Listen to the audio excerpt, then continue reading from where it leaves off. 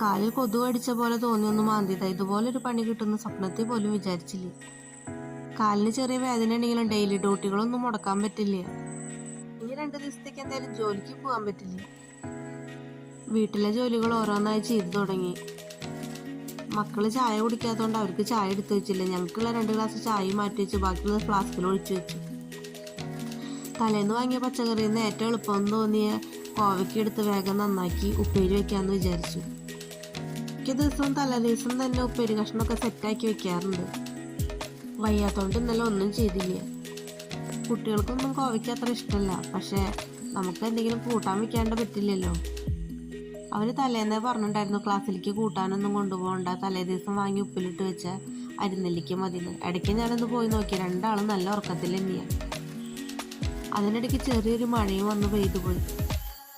ഉറക്കത്തിൽ നിന്ന് വിളിച്ചു കൊണ്ടുവന്നെങ്കിലും